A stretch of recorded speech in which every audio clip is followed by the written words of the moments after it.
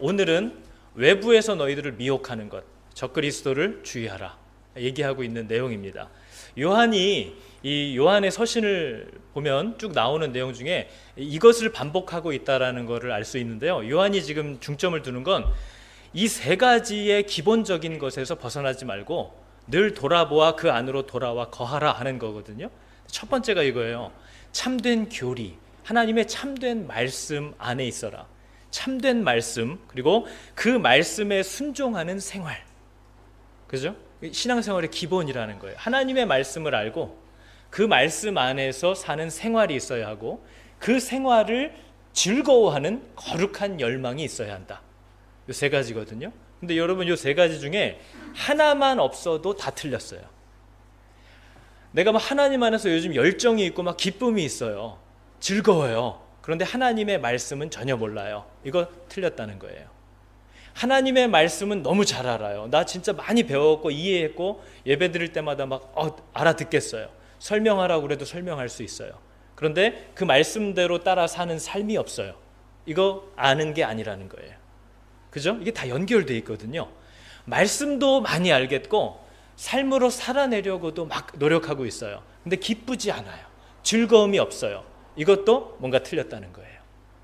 여러분 이렇게 얘기하면 어려운데요. 이걸 우리가 모르는 얘기가 아닙니다. 이건 모든 거에 다 적용되거든요.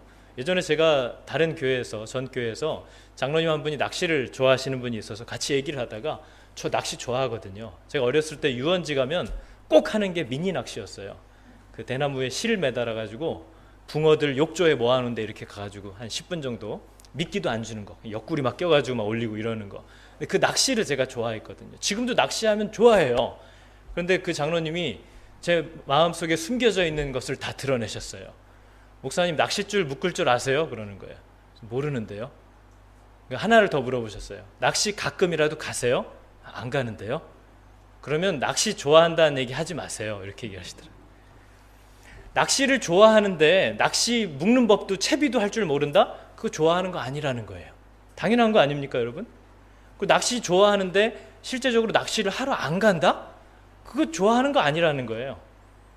묶을 줄도 알고 가끔 낚시도 가는데 하나도 즐겁지 않다? 그거 낚시 좋아하는 거 아니라는 거예요. 너무 당연한 얘기죠. 모든 일이 그래요. 우리는 뭔가를 정말 좋아하면 그걸 알려고 하고요. 그게 삶 가운데 녹아들어요. 그리고 그걸 좋아합니다. 희생과 수고가 좀 따르더라도 좋아해요. 그게 진짜 뭔가를 알게 된 거고 좋아하는 거죠. 복음도 마찬가지라는 거예요. 정말 하나님을 만난 생명이 있는 자녀들, 태초부터 있었던 생명이 내 안에 들어와 있는 사람들은 하나님의 말씀을 알아가게 돼 있다는 거예요. 알려고 하고요. 그 바른 지식 안에서 그렇게 살아가려는 모습이 또 나온다는 겁니다. 그리고 그러한 삶을 말씀대로 살려는 삶을 즐거워하게 된다고 얘기를 해요. 이게 신앙생활이에요.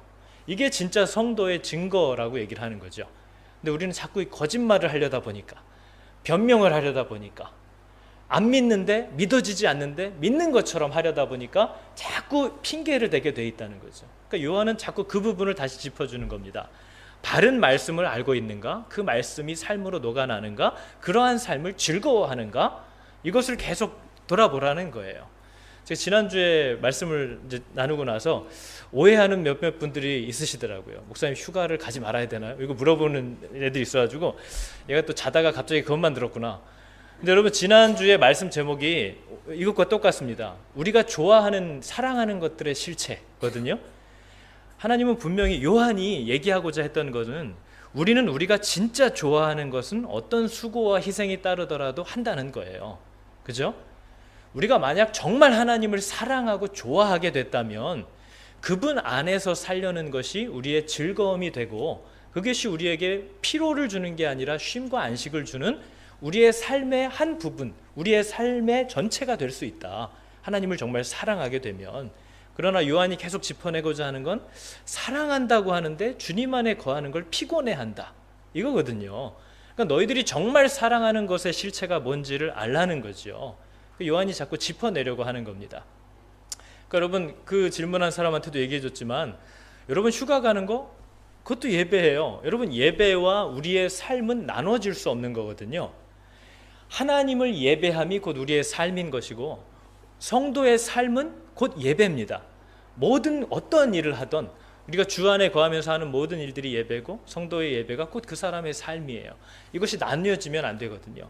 근데 하나님을 사랑하는 것이 뭔지를 모르는 사람은 하나님을 힘들게 꼬박꼬박 예배하다가 이제 좀 내 삶을 누리기 위해서는 여기를 떠나서 쉬려고 한다는 거죠. 예배와 삶이 분리되어 있다는 겁니다. 그 부분을 얘기하는 거지 뭐 휴가를 안 가라 이런 얘기가 아니죠. 휴가 가세요. 가족들과 누리세요. 그러나 그 안에서 성도답게 하나님과 함께 그 시간들을 누리라는 거죠. 아유 이제 뭐 이거 다 집어치우고 뭐 마셔라 부어라 막 나이트 가고 이렇게 놀면서 쉼을 가지라는 게 아니고 성도로서의 살기로 한 그 순결하고도 윤리적인 삶 안에서 그것을 즐거워하는 자가 됐기 때문에 이 사람은 어디를 가도 즐겁게 하나님과 함께 쉼을 누릴 수 있다는 거죠. 그 부분을 우리가 기억해야 되는 겁니다. 근데 여러분 오늘 말씀을 보니까 아이들아 지금은 마지막 때라 이렇게 요한이 얘기를 했어요. 그러면서 적그리스도가 오리라 한 말을 너희가 들었다 이렇게 얘기를 해요. 이미 안다는 거예요. 그런데 벌써 많이 와 있다 이렇게 얘기를 하고 있다는 거죠. 여러분 마지막 때는 우리 어른들이 가끔 얘기하듯이 아유 세상 말세야 이런 탄식으로 하는 그런 때가 아니고요. 예수 그리스도가 이 땅에 오신 순간부터 이제 다시 오시는 때 언젠지 모르지만 그때까지의 요 기간을 다 말세라고 성경이 얘기하는 겁니다. 하나님의 창조와 섭리와 이러한 모든 하나님의 여정 중에서 이제 우리를 구원하시는 그리스도께서 이 땅에 인간의 몸으로 오시고 승천하셔서 다시 오실 요 기간을 성경은 말세의 때, 마지막 때라고 얘기하는 거죠. 요 때가 바로 그리스도의 때입니다. 교회의 시간. 그리스도로 말미암아 생명을 얻게 되는 때. 그러니까 당연히 마귀는 뭘 방해하려고 할까요? 그리스도를 감추려고 하겠죠. 안티크리스토스 헬라어입니다. 안티크라이스트. 그리스도를 부인하거나 더 나아가 대적하는 세력들과 움직임과 어떤 통치들이 나타날 거다. 그것들이 너희를 미혹할 거고 너에게 두려움을 주어서 그리스도라는 유일한 생명에서 할 수 있으면 믿는 자도 떨어지게 할 거다. 이게 이제 우리가 마지막 때에 주의해야 할 일이라는 거예요. 근데 여러분 적그리스도가 누구냐? 이거에 대한 게 우리의 보통 관심이거든요. 적그리스도가 누구냐? 오바마가 적그리스도래. 교황이 적그리스도래. 트럼프 하는 거 보니까 적그리스도인가 봐. 이런 어떤 한 특정한 인물들만을 꼭 얘기하는 건 아니고요. 성경이 얘기하고 있는 넓은 뜻에서의 적그리스도는 예수가 그리스도라는 사실을 부인하게 하는, 그리고 예수가 그리스도라는 사실을 대적하게 하는 그 모든 사람과 이념과 사상과 통치를 다 가르치는 것이거든요. 제가 말씀을 준비하다 소름이 돋았어요. 예수가 그리스도라는 사실을 전해야 되는데 이번 주 주보의 하이델베르크 요리문답에 이제 31문답인데요. 그분을 왜 그리스도, 곧 기름 부음을 받은 자라고 부릅니까? 이번 주 말씀이 이거예요. 너무 적절하게 잘 나와서 사용하겠습니다. 여러분 예수 하면 항상 따라 붙는 단어가 뭐죠 뒤에? 예수, 그리스도. 무슨 뜻인가요? 예수는 그리스도래요. 이거 항상 따라 붙어요. 예수 그리스도. 그리스도는 무슨 뜻이죠? 기름 부음을 받은 자라는 뜻이에요. 기름 부음을 받았다라는 건 뭔가 어떤 임무를 하나님께 부여받았다는 뜻이에요. 구약 시대에 기름 부음을 받은 족속은 이 사람은 세 종류밖에 없습니다. 왕과 선지자와 제사장. 하나님의 특별한 목적을 가지고 임무를 부여받았다. 하나님이 기름을 부었다라는 뜻이에요. 예수 그리스도가 받은 임무에 대해서 이 요리문답 성경을 바탕으로 한 거죠. 왜 예수를 그리스도라고 부르시는가? 왜 기름 부음을 받은 자라고 부르는가? 무슨 임무를 받은 분인가? 이거에 대해서 오늘 본문이 이 요리문답이 이렇게 얘기를 합니다. 그분은 하나님 아버지로부터 임명을 받고 성령으로 기름 부음을 받으셨다. 뭘 위해서 받으셨냐? 그분은 우리의 선지자와 선생이 되셔서 하나님의 구원을 위한 감추어진 뜻을 우리에게 드러내시고 대제사장으로 그의 몸을 단번에 들여서 우리를 구원하시고, 그죠? 그리고 영원한 왕이 되셔서 우리를 다스리고 보호해 주십니다. 그게 그리스도의 임무래요. 예수님의 바로 이 임무를 부인하고 거절하게끔 만드는 움직임이 있다는 거죠. 근데 이것은 결코 예수 안 믿는 사람들을 얘기하는 게 아닙니다. 지금도 예수 안 믿는 사람들은 무슨 예수야? 하나님이 어딨어? 예수가 무슨, 예수를 믿으면 우리가 무슨 구원을 받아? 이런 거 부인하거든요. 그럼 저것들 다 적그리스도구나. 그러나 요한은 그렇게 얘기하고 있지 않아요. 그들은 구원해야 될 대상이고 요한이 지금 경계하는 주의해야 될 적그리스도는 어디 있냐? 우리 안에 있다는 겁니다. 손이 이렇게 가는 순간 움찔하시죠? 우리 안에 있다는 거예요. 아니면 처음 시작이 같았다는 거예요. 예수를 믿는데요. 하나님 안에 들어왔어요. 생명이 있대요. 하나님의 약속의 자녀래요. 그런데 이들이 하는 일은 딱 하나밖에 없어요. 하나가 있어요. 그게 뭐라고요? 이 사람들은 뭐를 방해하려고 한다고요? 뭐를 부인하려고 한다고요? 예수가 그리스도라는 사실에서 떠나게 하려고 한대요. 근데 여러분, 실제 우리가 이러한 일이 정말 우리 안에 많거든요. 그죠? 오늘 우리가 읽었던 본문의 22절에 보니까 거짓말하는 자가 누구냐? 우리 가운데 예수께서 그리스도라는 사실을 부인하는 자가 아니냐. 아버지와 아들을 부인하는 그가 적그리스도니, 이렇게 얘기하고 있죠. 여러분 중에 예수가 그리스도라는 사실을 부인하는 분 혹시 계신가요? 아닌 것 같죠? 난 아닌 것 같아요. 저도 어제 생각을 해봤거든요. 저는 아닌 것 같아, 이런 생각이 들었어요. 근데 여러분, 오늘 본문이 얘기하는 적그리스도가 누구를 얘기하는 거냐면요, 정말 예수만이 우리를 구원하실 유일한 길이다라는 사실을 우리 가운데 받아들이지 않는 분이 있습니다. 무슨 예수를 믿어서 구원을 받아? 자기 교회 다닌대요. 직분도 받았어요. 하나님의 생명이 내 안에 있대요. 자기 말씀도 늘 읽는데요. 그러나 뭘 꼭 예수만 믿어야 구원을 받아? 나는 하나님이 사랑의 하나님이기 때문에 정말 정직하고 도덕적으로 사람들을 사랑하면서 살려는 그런 착한 사람들을 절대로 그냥 그렇게 버리시지 않을 거라고 생각해. 나는 천주교에서도 얘기하듯이 정말 옳게 잘 살면 그 사람에게도 구원이 있을 거라고 난 믿어. 바로 그게 예수가 그리스도라는 사실을 부인하는 것 중에 하나입니다. 예수만이 길이라는 걸 부인하는 거죠. 그래서 종교를 통합하려는 움직임이 있잖아요. 기독교가 뭐야? 사랑의 종교 아니야. 그러면은 뭐 불교도, 뭐 천주교도, 뭐 천도교도, 원불교도 우리 같이 다 가면 어때? 근데 그 사람이 하나 빠뜨리고 있는 건 뭐죠? 오직 우리에게 주신 유일한 살 수 있는 길이 예수밖에는 하나님이 정하신 게 없다라는 사실을 사람들로 하여금 왜곡하게, 미혹되게 만드는 거죠. 그것이 본인은 어떻게 생각할지 모르지만 그리스도를 부인하는 굉장히 위험한 일이라는 거예요. 그런 것들이죠. 그리고 교회의 세상적인 질서들을 끌고 들어오는 것도 마찬가지입니다. 여러분, 예수가 그리스도라는 걸 나를 구원하실 분이기도 한데 내가 따라야 할 나의 머리요, 나의 왕이요, 나의 주인이라는 뜻이거든요. 근데 여러분, 우리 가운데도 예수님을 주인으로 인정하지 않고 따라가지 않고 순종하지 않는 분들이 많지 않습니까? 하나님은 이렇게 얘기하셨지만, 예수님 이렇게 얘기하셨지만 나는 그렇게 생각하지 않아. 그게 예수를 그리스도로 인정하지 않는 거죠. 내 머리고 내 왕이 되신 분이 너희는 이렇게 가야 한다라고 어떤 분명한 말씀을 주셨는데 나는 그렇게 생각하지 않아. 지금 시대는 그게 아니라고 생각해. 그때는 2000년 전 그런 구형 방식이고, 지금 시대는 이렇게 하지 않으면 사람들이 안 와. 지금 시대는 이렇게 하지 않으면 사람들이 마음이 움직이질 않아 하고 자기의 생각들로 이것을 이끌어가려는 마음, 그게 예수가 나의 왕이라는 것을 부인하는 또 다른 태도예요. 그것은 다른 사람들에게도 영향을 미칩니다. 그리고 그것은 자녀들에게도 영향을 미치고요, 사람들로 하여금 꼭 예수를 믿는 것만 구원의 길은 아니고 예수를 믿는다는 건 꼭 전적으로 하나님의 말씀하신 대로 산다는 것은 아니구나, 그것도 참고하고 시대의 좋은 것들도 같이 참고해서 교회를 위하여 두루두루 아름답게 사용하는 지혜를 얘기하는 거구나, 이렇게 미혹하게 이해하게 만들 수 있다는 거예요. 그게 지금 너무나 위험한 일이라고 요한이 얘기하는 겁니다. 그러면서 요한이 이걸 얘기하는 거죠. 하나님이 처음부터 우리에게 가르치신 것 안에 거하라는 거예요. 사도들이 우리에게 처음 가르쳐줬던 그 안에 거하라, 이 부분을 계속 얘기하는 겁니다. 근데 여러분, 우리 가운데도 여러분 교회 다니시죠? 하나님 부르시죠? 기도도 합니다. 찬양도 하고 이렇게 말씀도 듣고요.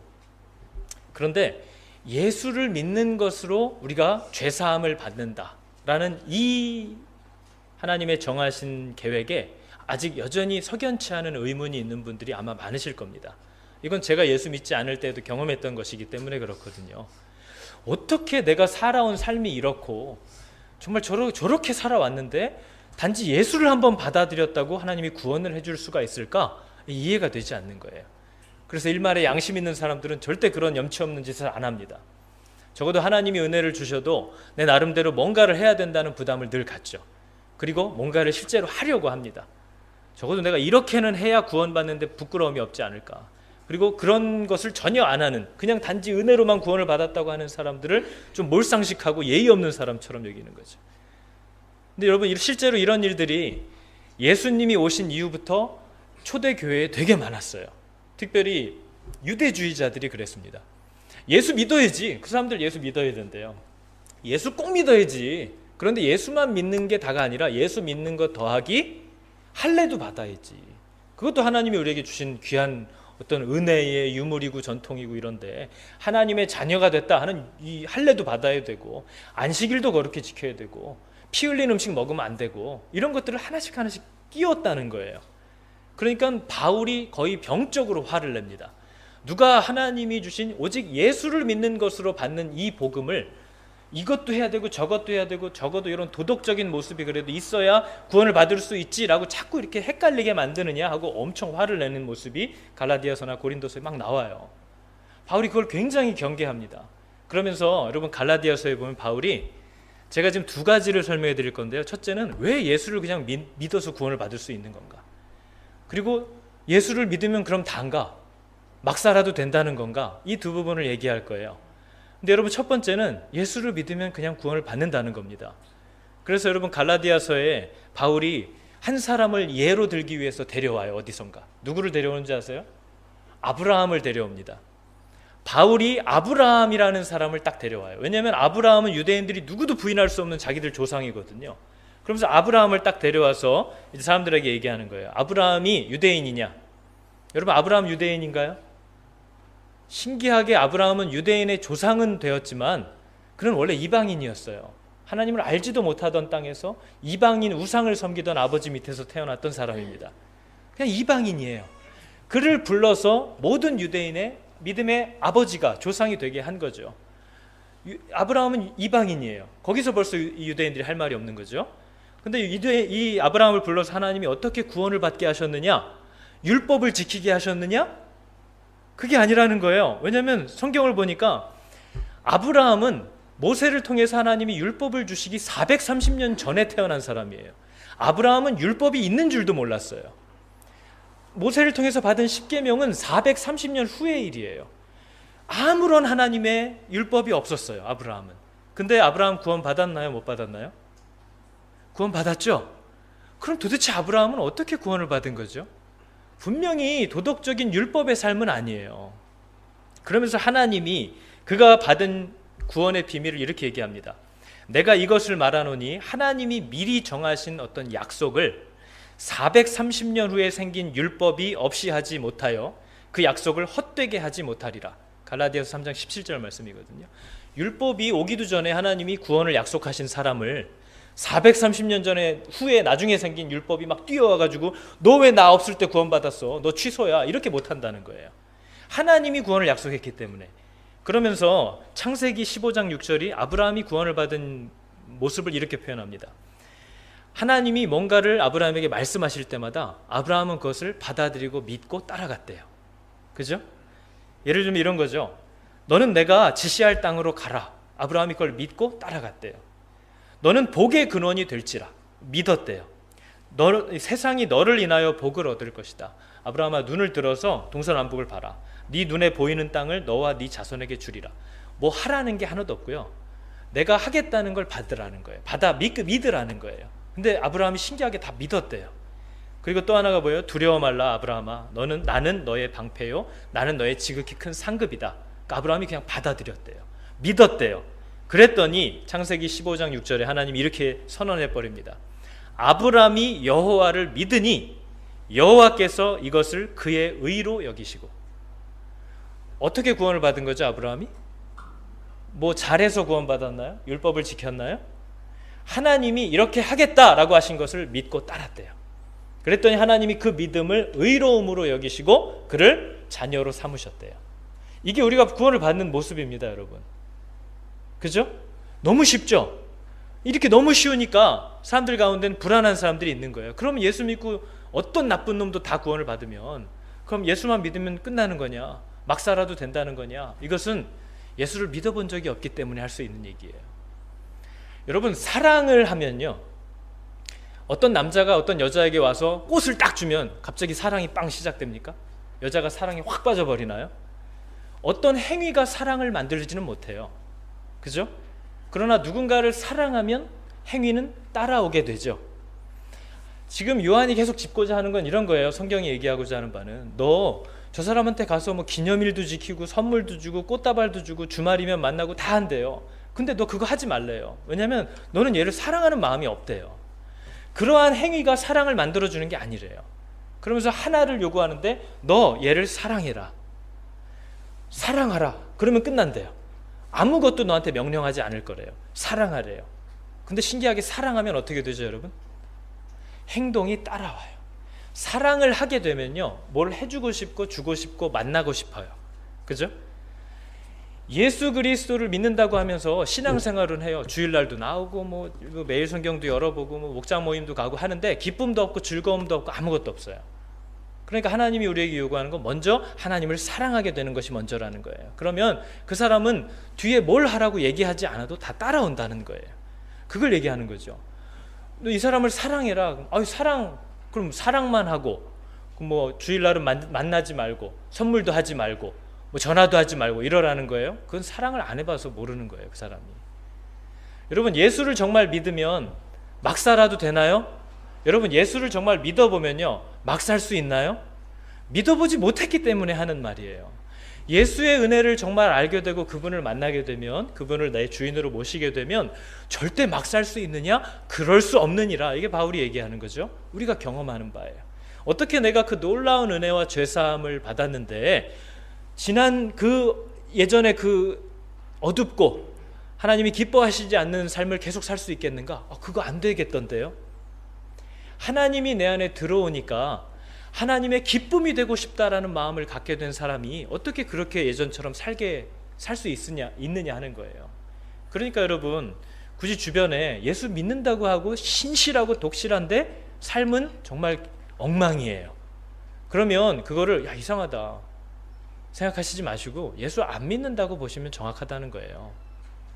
하나님을 믿는데 세상적인 방법으로 계속 살고 있다? 하나님을 모른다는 뜻이지 예수를 믿어도 그렇게 살 수 있다라는 뜻이 아니라는 것을 알라는 거예요. 제발 배우라는 거죠. 그래도 그분 목사던데요? 장로님이던데요? 아니, 다 가짜라는 거예요.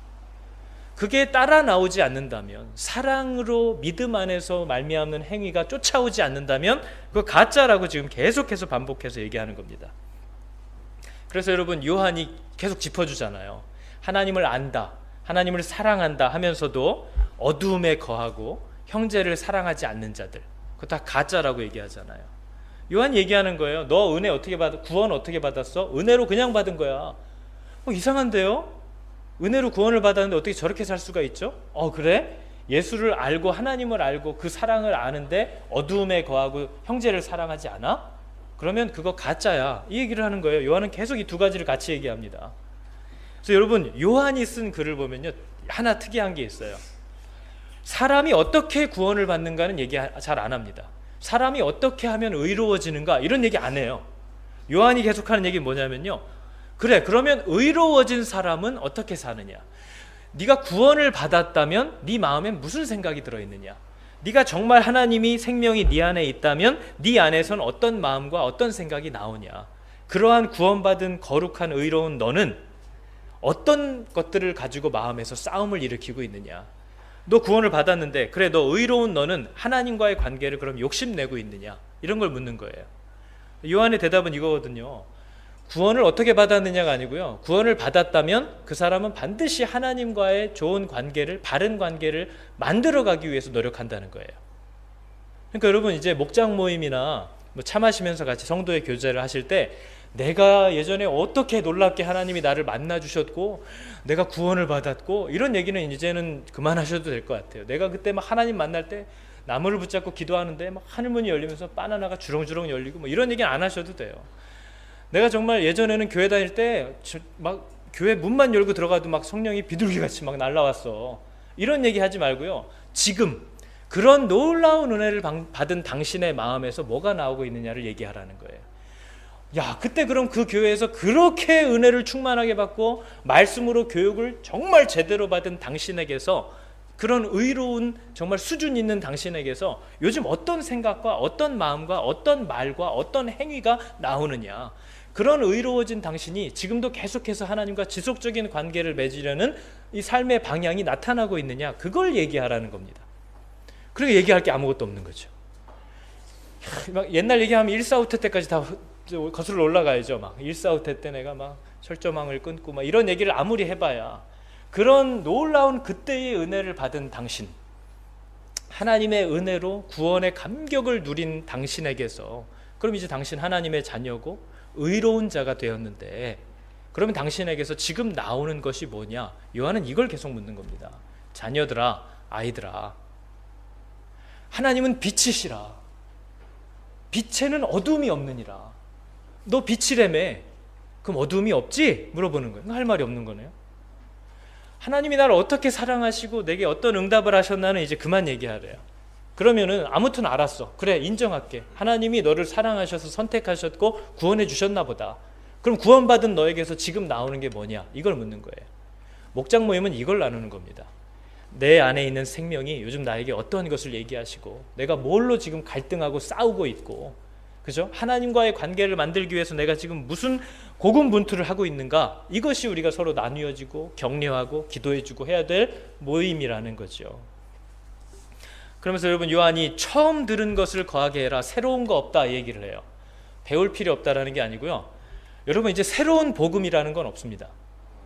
새로운 구원의 길은 없어요. 여러분, 예전에 2000년 전에는 예수 그리스도가 오셔서 여러분의 구원의 길이 되셨지만, 지금 이 마지막 때에는 우리 이만희님이 오셔가지고 여러분의 생명의 길을 열고 계십니다. 이런 새로운 복음 없다는 거예요. 이런 새로운 구원의 길 없대요.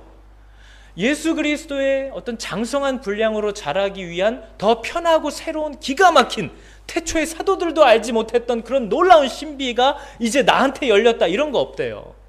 그런 쪽으로 자꾸 딸려가지 말래요. 이 로또 신앙 갖지 말라는 거예요. 여러분, 우리가 얼마나 공짜를 좋아하죠? 여러분, 우리가 바라는 건 그런 거잖아요. 땀 안 흘리고 살 빼는 법, 먹을 거 다 먹으면서 살 빼는 법, 그죠? 이런 거 되게 좋아하잖아요. 그죠? 근데 여러분, 살이 빠지는 정말 만고불변의 진리의 공식은 하나밖에 없어요. 들어간 것보다 나간 게 많아야 돼요. 쌓은 것보다 태운 게 많아야 돼요. 이 원리에서 벗어나는 살 빼는 공식은 아무 데도 없습니다. 그러나 전혀 믿지 않으시죠? 살 빼는 것에 대한 믿음은 정말 예수의 믿음을 넘어가요. 그죠? 여러분, 이제 제가 자주 얘기 드렸지만 탈모나 비만이나 이런 것에 대한 약도 많이 나왔거든요. 근데 여러분, 헐리우드의 부자들을 보세요. 그 사람들이 돈이 없어서 대머리가 아니에요. 돈이 없어서 오프라 윈프리가 지금 살쪄 있는 게 아닙니다. 그런 약은 없어요.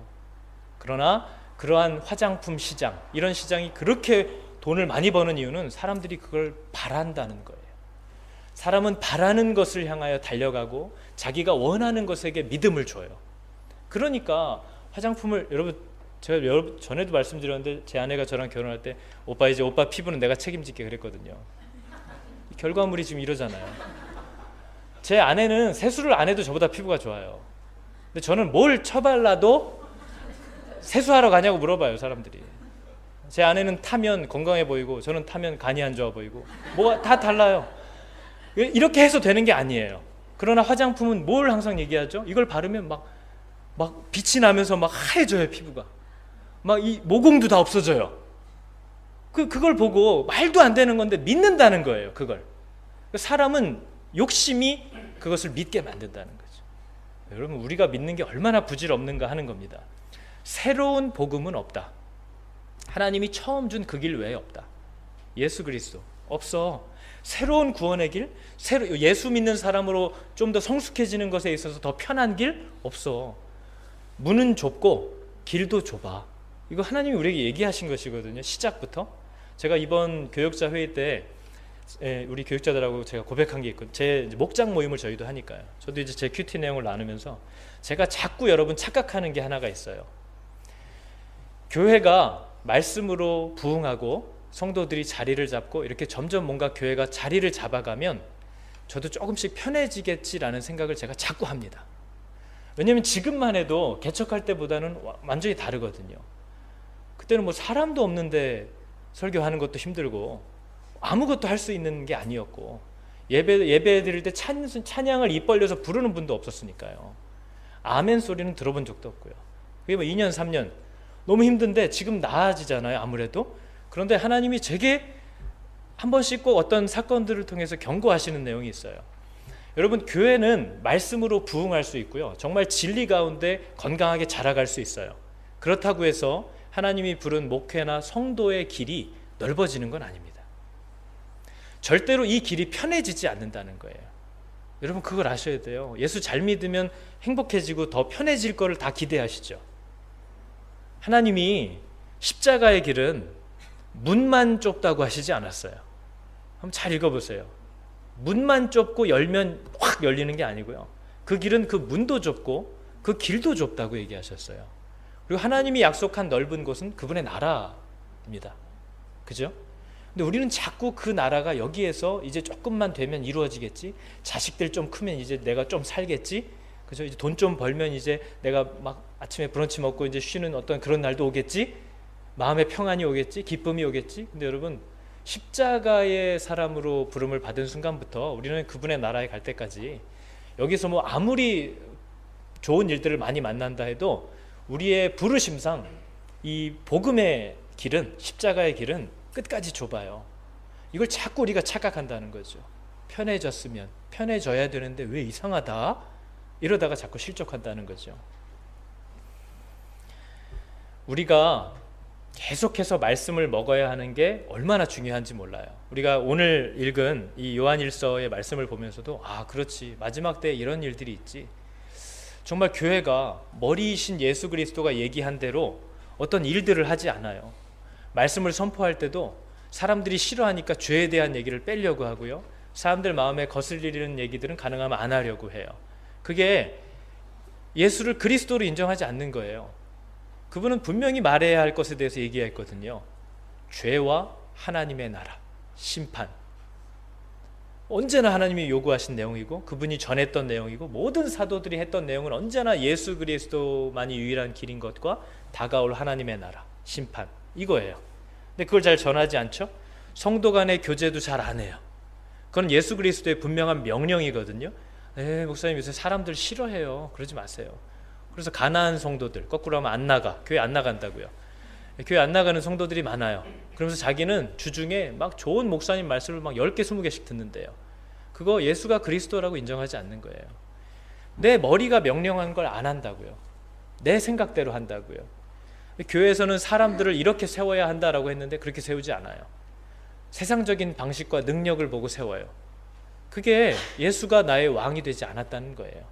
그러니까 교회가 그 방향으로 가야 되는 것이 얼마나 이 마지막 때에 중요한 일이고, 이 교회 안에는 앞으로 그러한 미혹이 얼마나 더 많아질 것인가에 대해서 이미 얘기하고 있다는 거죠. 이미 교회들이 많이 무너졌어요. 사람 세우는 일에서 제일 많이 무너지고, 교회를 하나님의 말씀으로 세워가는 게 아니라 세상적인 프로그램과 방법대로 세우려다가 이미 갈 때까지 다 가버린 상황을 우리가 살고 있다는 거죠. 그래서 여러분, 우리가 하나님의 말씀을 계속 들어야 되는데 새로운 말씀이 있는 게 아니고요, 성령이 우리 안에 오시면 그분이 우리에게 모든 것을 가르치신대요. 예수를 믿어보면 알아요. 여러분, 제가 오늘 보여드릴 영상에도 나와요. 예수 그리스도가 우리 삶의 길이고 진리고 생명인 이유에 대해서 나와요. 그분이 왜 우리의 길이 되시냐면요, 우리는 내가 갈 바를 정말 알지 못해요. 근데 여러분, 예수를 정말 믿잖아요? 그러면 보이지 않던 길이 보여요. 정말 진리 안에 내가 거하는 것을 알게 되고요, 형식만 있었지 생명이 없었던 내 안에 생명이 들어오는 것을 알게 됩니다. 이것은 사랑하지 않는 사람이 도대체 사랑하면 뭐 어떻게 해야 되는지를 전혀 이해하지 못하는 것처럼, 그리스도를 알아보지 못한 사람, 만나지 못한 사람은 이해할 수 없는 부분들이 있어요. 그러나 하나님은 모두에게 만나기를 원하시니까 그러한 목마름과 이해하지 못하는 당황스러움을 주는 것 역시도 은혜의 시작이라는 것을 여러분 기뻐할 수 있어야 한다는 거죠. 여러분, 정말 의인이 된 사람, 구원받은 사람은 하나님의 관계를 계속 아름답게 만들어가려는 열매가 나타납니다. 그죠? 그 열매가 나타나요. 자라기 위해서는 계속 말씀을 먹어야 되는 중요성이 거기 있어요. 어떤 분이 이런 얘기를 하시더라고요. 여러분 중에 아직 더 잘해야 될 분 있나요? 여러분, 말씀을 잘하기 위해서만 먹나요? 우린 얘기하잖아요. 나 그거 다 배웠어요. 나 그거 다 알아요. 나 예전에 엄청 많이 교육받았어요. 근데 여러분, 우리가 아이들이 자라기 위해서만 밥을 먹는 건 아니거든요. 아이들이 다 크면, 저 다 컸거든요. 정말 절망스러운 말이지만 다 컸어요. 다 컸으면 이제 안 먹어도 되나요, 저? 다 컸어도요, 사람은 크기 위해서만, 자라기 위해서만 먹는 건 아니고요, 살기 위해서도 먹어야 돼요. 그죠? 다 자랐지만 일용할 양식이 없으면 생명이 사라져요. 그래서 지금도 제가 시간이 있으면 차려 먹지만 시간이 없어도 차 타고 다니면서라도 입에 집어넣어요. 먹어야 돼요. 아니면 생명이 사라지거든요. 하나님의 말씀도 하나님을 알고 자라기 위해서만 먹는 게 아니에요. 이미 다 아는 것도 오늘의 일용할 양식을 위해서 먹어야 돼요. 하나님의 말씀은 다 알고 배웠다고 끝나는 게 아니고요, 그날에 살아갈 양식을 또 먹어야 돼요. 하나님의 말씀을 다 먹는 날은 없어요. 매일매일 그날의 일용할 양식을 위해서 우린 계속 먹어야 한다는 거죠. 운동선수도, 태권도 선수 어떻게 발차기 하는지 다 알아요. 발레하는 사람이 어떻게 동작을 하고 어떻게 공을 받아야 되는지 다 알아요. 그러나 그 사람들이 매일 어떻게 하죠? 아니까 그냥 노나요?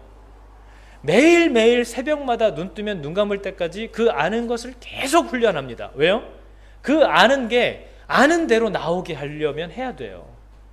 예수 잘 아세요? 하나님 말씀 잘 알아요? 교육 많이 받으셨어요? 어떤 사람이 내 뚜껑을 확 열면 그거 아는 대로 안 나올걸요? 저희 애 키우는 사람들이 자주 하는 거잖아요. 어디선가 보니까 심리학 책에 아이들은 모든 부모의 감정의 배설구래요. 부모의 분노와 막 이런 것들이 다 아이한테 다 흘러간다는 거예요.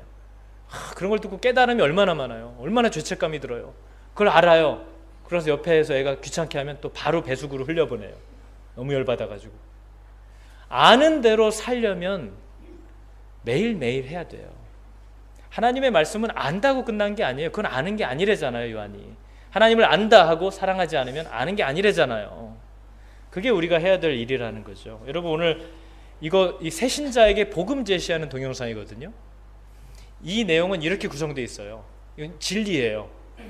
여러분, 우리의 인생이 힘들고 괴로운 건요, 우리가 어디로 가야 할지에 대한 길을 모르기 때문이고요, 진리를 알지 못하기 때문이고요, 내 안에 생명이 없기 때문에 괴로운 거예요. 그런데 우리에게 길이 되시고 진리가 되시고 생명이 되시는 분이 계시대요. 그분이 왜 우리의 길이 되시는지, 그분이 왜 진리인지, 그분이 왜 생명인지를 설명하는 짧은 동영상이에요. 몇 번 보여드린 적이 있는데요, 여러분, 하나님의 말씀은요, 들었다고 알았다고 지나쳐 버리는 말씀이 아니고요, 우린 그 안에 처음부터 들은 그 말씀 안에 계속 거해야 돼요. 날마다. 여러분, 한번 보시겠어요? 죽은 나무 붙들고 꽃이 피기를 바라는 인생이 아니라 정말 생명을 받아야만 살 수 있는 인생에 대해서 얘기합니다. 이 불 잠깐 끄고 한번 볼까요?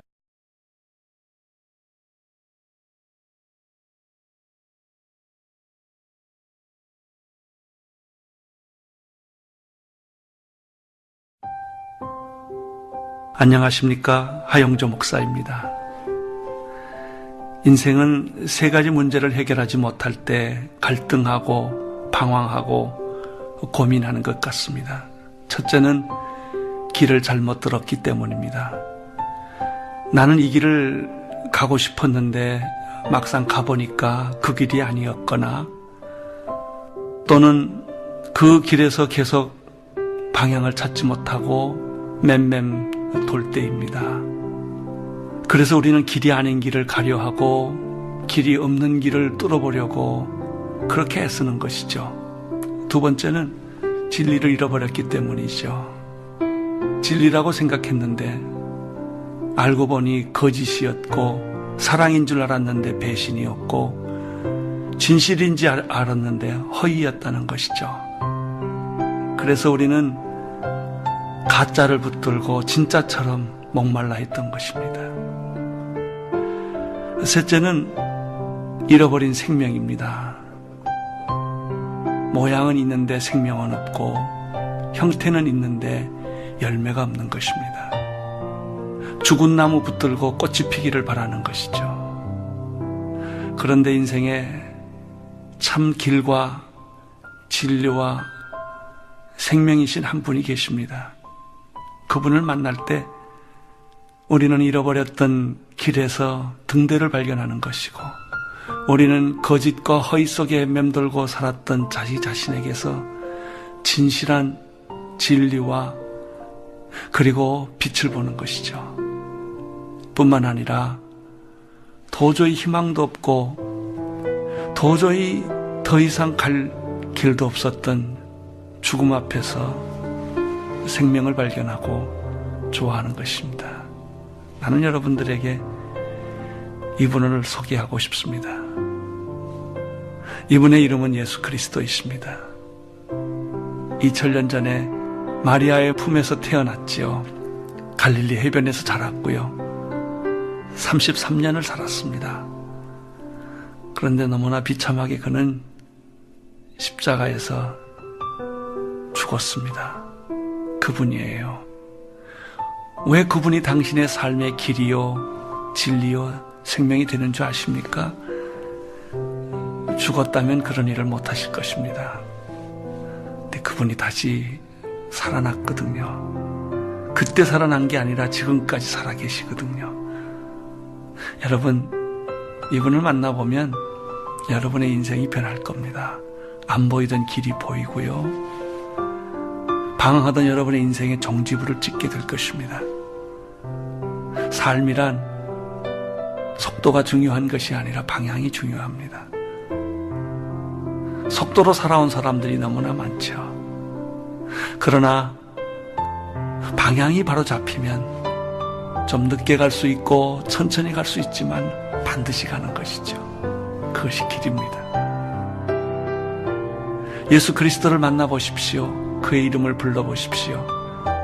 당신 몸 안에서 진리가 살아나는 것을 경험하게 될 것입니다. 우리는 수없는 거짓말과 위선 속에 살다가 진실한 사람 하나를 만나면 눈물이 나는 것이죠. 진실. 그것은 자유예요. 우리는 수많은 것을 가지고 있으면서도 억압되어 있지요. 소유가 중요한 것이 아니라 나눔이 중요합니다. 그 진리를 우리에게 보여주신 분이 예수 그리스도이십니다. 진리를 알지니 진리가 너희를 자유케 하리라. 그리고 마지막으로 생명이신 예수 그리스도를 나는 여러분에게 소개하고 싶습니다. 새가 알을 까고 나오듯이 우리의 영혼은 모든 죄와 허물과 죽음의 세계를 깨고 생명으로 잉태하는 것입니다. 그분이 예수 그리스도이십니다. 여러분 놀랍지 않습니까? 꽁꽁 얼어버렸던 대지에 꽃이 피듯이, 죽었던 나무에 새싹이 돋듯이 당신의 인생에 생명의 꽃이 피어나게 될 것입니다. 이분이 예수 그리스도이십니다. 예수 그리스도를 가슴에 품고 마음에 모셔보십시오. 그분의 이름을 불러보십시오. 당신의 영혼은 이 순간 변하게 될 것입니다. 그리고 그 당신은 기적을 경험하게 될 것입니다.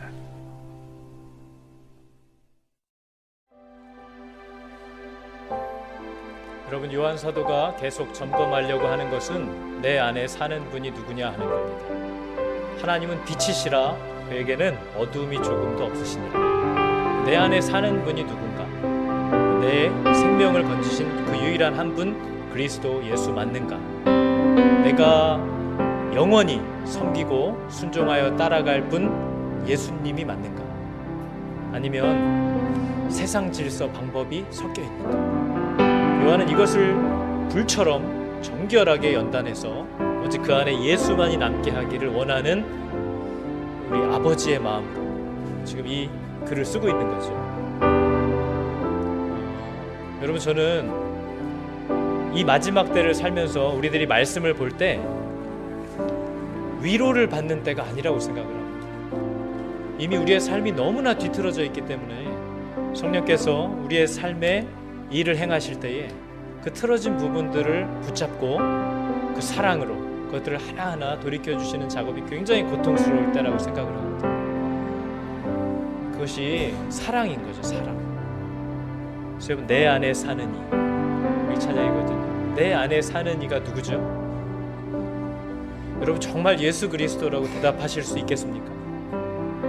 정말 내 안에 사는 분이 예수 그리스도시라고 정말 얘기할 수 있으시겠습니까? 그분이 내 안에 계시기 때문에 내 죽음도 유익하다고 정말 얘기할 수 있으시겠습니까? 여러분, 우리 찬양 같이 할 텐데요. 요한 사도가 계속 우리에게 이 사랑하는 아이들에게, 자녀들에게 너무 당부하고 싶은 겁니다. 여러분, 제가 만약 죽음을 앞뒀다면 우리 새 아이에게 정말 꼭 이 얘기를 어떻게든 해주고 싶어서 우리 아이들이 이 복음을 오해하고 가다가 생명에서 떨어지지 않게 하기 위해서 정말 이렇게 막 얘기했을 것 같아요. 때론 혼내기도 하고, 때론 그 안에 있는 위선을 아프게 막 지적하기도 하고. 그러나 변치 않고 우리를 기다리고 계시는 그 예수 그리스도, 그분에게서 벗어나지 않기를 정말 사랑으로 아주 당부를 하고 또 했을 것 같아요. 여러분, 우리 안에 사는 이가 예수 그리스도가 아니면 우리에게는 아무런 소망이 없습니다.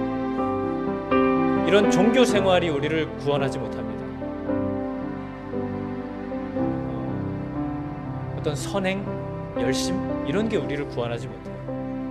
아브라함이 그렇게 구원을 받은 게 아니듯이 오늘날 우리들도 그렇게 구원받는 게 아닙니다. 믿고 따라가니 하나님이 그것을 그의 의로 여기셨다. 우린 이렇게 구원을 받는 거죠.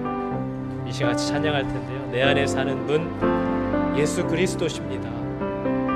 혹은 내 안에 사는 분 예수 그리스도가 되시기를 내가 원합니다. 우리의 바람을 간절히 담아서 이렇게 찬양하겠습니다. 내 안에 사는 이, 내 안에 사는 이 예수 그리스도니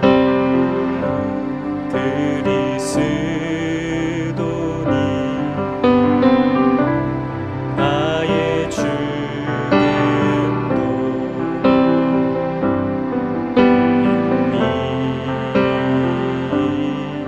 유익함이라. 내 안에 사는 이, 내 안에 사는 이 예수 그리스도니 예수 그리스도니 나의 죽음도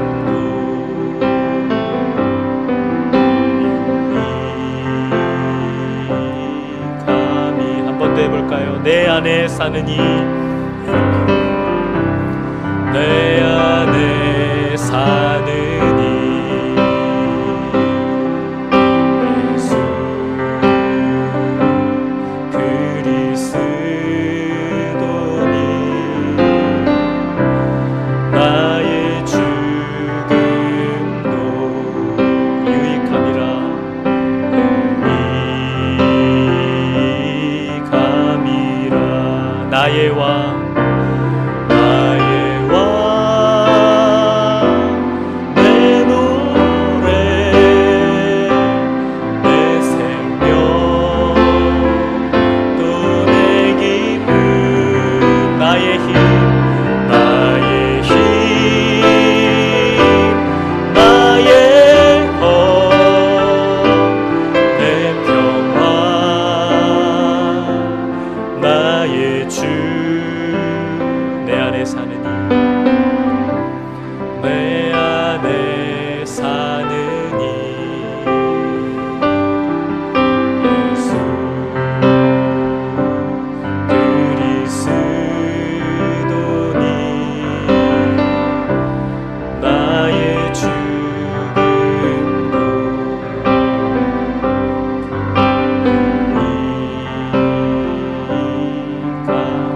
기도하겠습니다. 하나님, 내 안에 사는 분이 정말 예수 그리스도신가? 이 마지막 때에 하나님께서 우리에게 다시 물으십니다. 네 안에 정말 내 아들 예수 그리스도가 왕으로 그리스도로 좌정하여 있는가? 이것을 점검하라 하시는 그리고 만일 멀리 떠나와 있다면 지금 이 기회가 있을 때 돌아와 다시 그분을 붙잡으라고 하시는 하나님의 그 음성 들으실 수 있기를 여러분 축복합니다. 하나님, 내가 정말 그리스도로 사는 인생 되기를 원합니다. 요한 사도가 얘기한 것과 같이 아이들아, 지금은 마지막 때라. 적그리스도가 오리라는 말을 너희가 들은 것 같이 지금도 많은 적그리스도가 일어났으니 그러므로 우리가 마지막 때인 줄 안다. 하나님, 내 안에 있는 세상을 사랑하는 마음, 그리고 예수 그리스도만을 의지하고 살지 않게끔 하는 이 세상의 모든 사상과 이념과 통치들, 하나님, 내가 이것들에 휘말려 떠내려가고 있는 것은 아닌가 돌아보게 하시고 내 안에 사는 이 오직 예수 그리스도 맞습니다 아버지, 이렇게 얘기할 수 있는 복을 주십시오. 우리 같이 기도하겠습니다. 하나님, 하나님, 내 안에 누가 살고 있는지를 내가 돌아보기 원합니다. 아버지, 내 안에 나 혼자 주인 되어서 살고 있는 것은 아닌지, 내 안에 하나님이 아닌 세상의 것들과 또 아버지 세상 좋은 질서들과 좋은 사상과 이념들, 교훈들, 아버지 그것들을 따라 살고 있는 것은 또 아닌지 하나님, 내가 두려움으로 돌아보기 원합니다. 하나님, 내 안에 사는 분 오직 예수 그리스도 되시기를 내가 간절히 원합니다. 하나님, 하나님의 말씀을, 다른 말씀을 내가 잘 알고 또 그것을 언제나 욕심내며 또 아버지 하나님의 바른 말씀대로 순종하여 사는 삶이 내게 기쁨과 즐거움이 되는 하나님의 은혜를 허락하여 주십시오. 하나님, 내 안에 혹시 생명이 없는 것은 아닌지, 하나님, 내가 세상의 성공을 위하여 넋을 놓고 있는 동안에 우리 아이들이 생명에서 떠나가 버리고 있는 것은 아닌지 하나님 돌아보게 하여 주시옵소서. 아버지, 내 아이들이, 내 아이의 마음에도 정말 예수 그리스도만이 사시는가, 하나님, 이것이 너무나 두렵고 떨립니다. 하나님, 우리 자녀들의 마음에도 오직 예수 그리스도가 사시는 아버지 그러한 우리 아이들 다 되게 도와주시옵소서. 하나님의 말씀을 기뻐하고 그 말씀을 따라 살아가며 하나님과의 바른 관계를 위하여 늘 힘쓰고 그것을 즐거움으로 여길 줄 아는 참 성도의 증거들이 저와 우리 아이들에게서 나타나기를 원합니다. 하나님, 너무나 멀리 떠나버린 내 이 타락하고 세속적인 모습들을 하나님 긍휼히 여겨주시고 나를 도와주십시오. 아버지, 나를 붙잡아 주시기를 부탁합니다. 하나님 안에 거하게 하여 주시옵소서. 내 신앙의 기초가 예수 그리스도이신지, 정말 세상의 명예와 정말 이러한 다른 것들을 쫓아 사람들과의 교제와 관계를 위해서 나오는 신앙인지, 그런 종교 생활이 아닌 정말 예수 그리스도로 시작된 나의 삶이 되게 하시고 예수 그리스도로 시작된 아버지 나의 신앙이 되게 하여 주시옵소서. 오직 주님이 없이 이 모든 것 중 그 어떤 것도 아버지 가능하지 않다는 것을 저로 알게 하여 주시기를 부탁합니다. 주님, 은혜를 더하여 주십시오. 하나님, 감사합니다. 주님, 내 안에 사는 이 오직 예수 그리스도이시기를 내가 간절히 원합니다. 이 땅에서의 남은 삶, 내가 하나님의 기뻐하시는 뜻을 따라 살기로, 그것을 욕심내며 살기를 앞서 내가 다짐합니다. 그렇게 결정하였습니다. 하나님, 나를 사용하시옵소서. 아버지, 교회를 통하여 또 가정들을 통하여 믿는 성도들의 모임을 통하여 주님 나를 부르시고 하나님의 기뻐하시는 길로 나아가기 위하여 그 모든 수고와 희생을 기뻐하는 아버지 그 마지막 때에 지혜 있는 삶을 살게 도와주시옵소서. 아버지, 생활의 염려가 우리의 눈을 가리웁니다. 주여, 나를 건져주시옵소서. 무엇을 위하여 살아야 하는가, 내 눈앞에서 안개와 같이 사라져버릴 저것들을 붙드느라 생명 되신 하나님으로부터 점점 멀리 떠내려가는 나를 긍휼히 여기사 하나님 흔들어